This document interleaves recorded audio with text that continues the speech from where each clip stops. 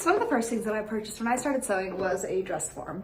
Not because I had any particular plans for it or any knowledge of how to use it correctly, but rather because it was on sale and I could get the fancy one with adjustable sizes for cheaper than you could normally get the regular like one size fits all situation. So I have this dress form and occasionally I set my projects on it. Sometimes I'll pin stuff to it so that I don't lose it. But that's about it.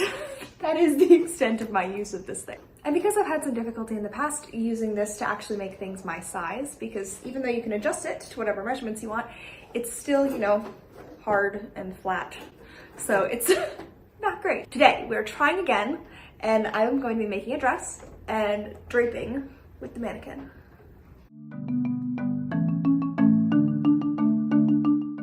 Thing is, draping is kind of terrifying and I don't trust that I'm going to be good enough at it to not just waste a project. So for the parts that need to be fitted, like the bodice, I'm going to be using my favorite historical pattern.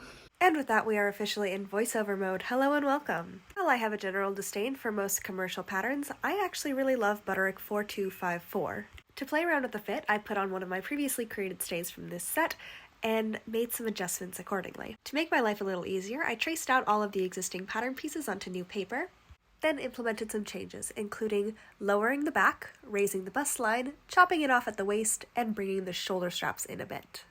Okay, one quick thing while Felicia from 3 months ago finishes tracing out this pattern. I'm going to warn you in advance that this voiceover might be all over the place. I absolutely love my sewing projects, and I figure if I'm sewing, I might as well share them with you just in case, hey, you're bored and you want to hang out with me for a little bit. But I'm also absolutely terrible about procrastinating, and editing videos is one of those things that I drag my feet on it real bad. But I've come to accept that if I'm ever going to finish this dang video, I just need to sit down and do this voiceover, even if it's a bit chaotic. But hey, the project is fun and you're already here, so you might as well stick around. Alright, let's get back to this dress. I'm cutting out 2 of every pattern piece for the bodice in just a basic muslin because it's going to ultimately get covered up by a nicer draping material. And I'm also cutting out a layer of interfacing for every piece. This will help stiffen up the bodice and hopefully prevent any future issues with the boning poking holes in a thinner fabric. Construction for this bodice is ultimately quite simple, but before we can start attaching all of the different panels together, I laid out the material and matched it with a piece of interfacing for each pattern piece, and sewed around all of the edges, which was a long process of pinning around all the sides, then straight stitching around all the sides, then grabbing the second piece, and just so on and so forth. For your sake, I have boiled this down a little bit, even though somebody in my last video told me that they wouldn't watch it because I moved too quickly and they didn't like it. To that person and everybody else out there, I'm sorry, I just didn't want you to be bored. I figure sewing can be a bit time-consuming and was trying to make your life go a little bit quicker by speeding things up. In the future, I will attempt to be more conscious of this, and maybe do more detailed explanations in my voiceover. I don't know, we haven't even reached the point of the video when I really need to do more detailed explanations. It's mostly just cinematic-ish shots of a sewing machine doing its thing for as many angles as I could possibly think to film, so that I didn't get accused of skipping steps in the process, but also didn't just show you several hours of the same sewing. Now that the interfacing is officially attached to both the lining and the outer layer, it's time to match up all of the side seams and start sewing those straight stitched panels together. To save on thread waste, I like to match up my panels and then sew them all together in one giant chain and just cut the individual stitch between them. Once all the side seams are sewn together for both the inner and the outer layer, I matched up those 2 layers with the wrong sides facing so that the seams are tucked on the inside and sewed along the entire top edge. This allows us to have a really nice clean place for our boning channels to be sewn in, and prevents a bit of bulk along the top edge, which we'll eventually be covering with bias tape. With all the layers sewn together, this stage is a great time for a quick test fit, which revealed to me that I wanted to modify how the shoulders are sitting and take off a good chunk of that bottom length so that it sit more naturally on my waist. After that, we were ready to bone. Okay, I admit it's a really terrible joke, but it's been stuck in my head since I recorded that boning clip, like literally 2 months ago. I'm sorry you had to be subjected to it. Okay, back to the very serious matter of making this dress. We are currently in the process of sewing all the boning channels as per the original pattern's instructions, and then cutting out little pieces of boning to fit all of those miscellaneous channels and painstakingly removing all of the extra pokey bits from them so that I don't get repeatedly stabbed when wearing the final product. And with that, the bodice was officially done, which meant it was time to give draping a shot. To kick things off with the bottom layer of the skirt, I walked around the mannequin pleating the fabric in place as I went to get a decent estimate of how much material I wanted to use for the bottom layer, while internally panicking that I was about to waste so much material. I am so scared right now. I'm not in the least bit ashamed to admit that while I'm chopping off this fabric in such a way that would permanently ruin the rest of the fabric if the cut was wrong, my inner dialogue was something along the lines of just a cacophony of screeching that I won't subject you to. My type A personality struggles with the concept of freehanding, which is why this whole drafting experience was actually an experiment for my mental health in order to live more freely. So with that rationale, when it came time to figure out how long I wanted the skirt to be, I stood up on a chair with the piece of fabric that I'd cut to the correct width and pinned it to my waist to figure out the correct length.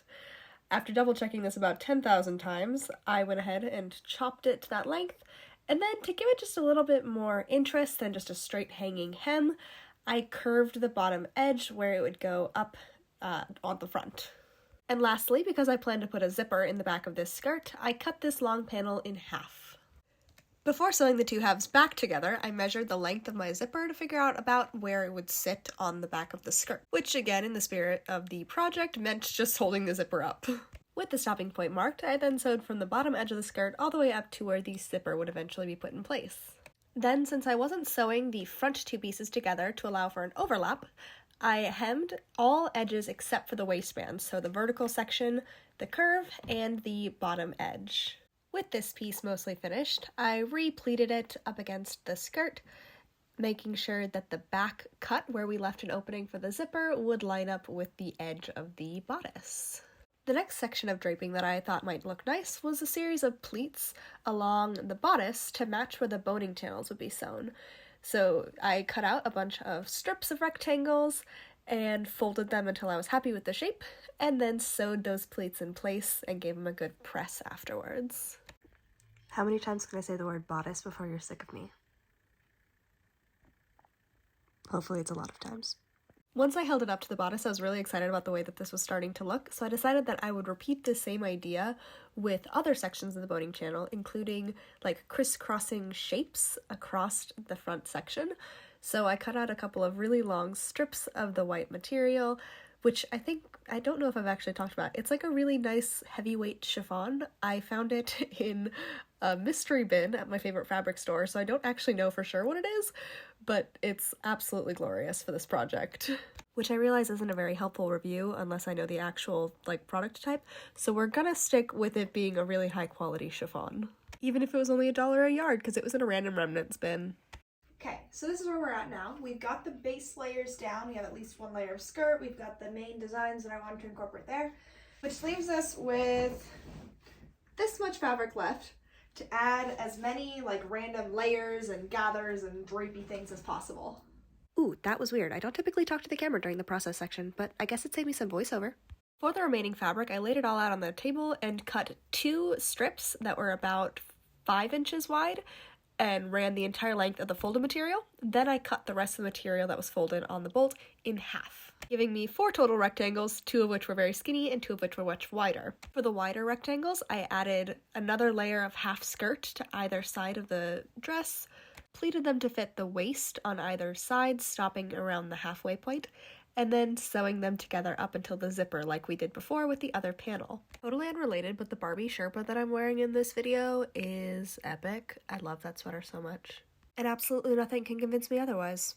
Back to the dress. At this point, I was getting really into the draping and started playing around with just pinning different sections up so that there was an interesting volume and flow to the overall skirt. The problem is I'm highly indecisive and couldn't quite make up my mind as to whether I wanted it to be permanently sewn in that shape or temporarily, so that I could mix and match the shape depending on the vibe. Luckily, I, like many other crafters, am an absolute hoarder of supplies, so I found this really pretty gold thread ribbon thing, cut 2 strips of it, and then attached it to the waistband on either side of that panel of fabric so that I could tie it to whatever length I wanted or just leave it hanging down.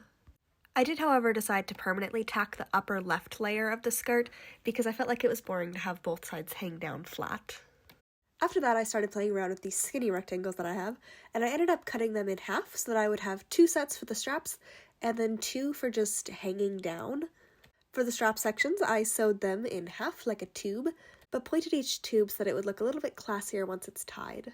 Then I turned them right side out and tacked them vaguely in place. I sewed the 2 remaining strips the same way and then played around with positioning them on the skirt. I decided to place one hanging straight down and the other kind of draping a little bit over the hip.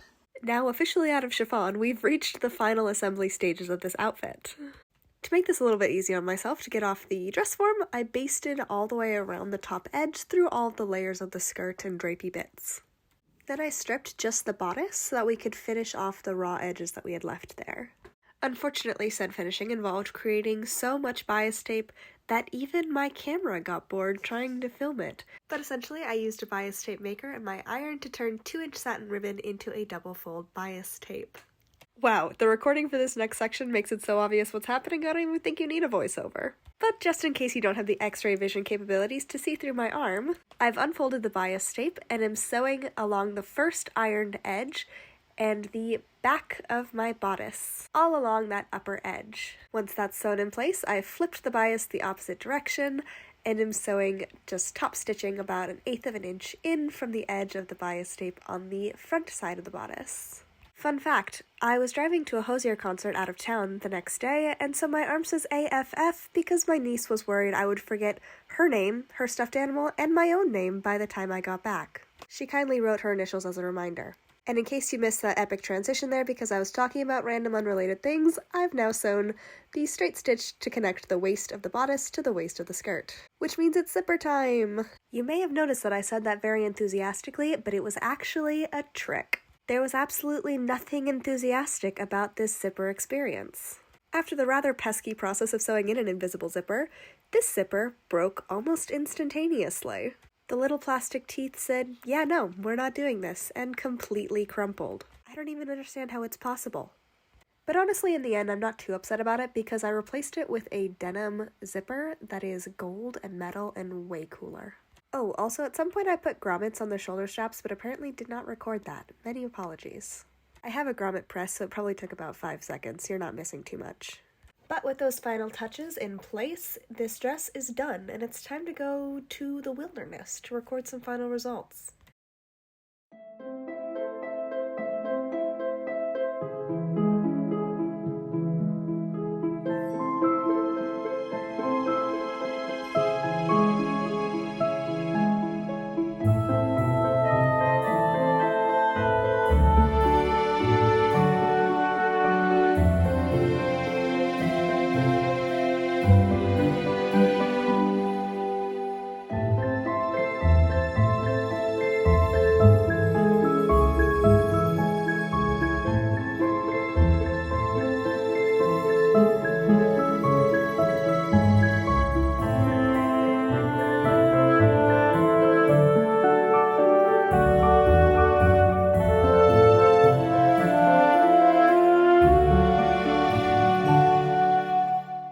So I was going to try to get a video in the water because I thought that would look really cool, but there's a ton of teeny tiny fish and snails and people fishing that I'm assuming are probably fishing much larger fish.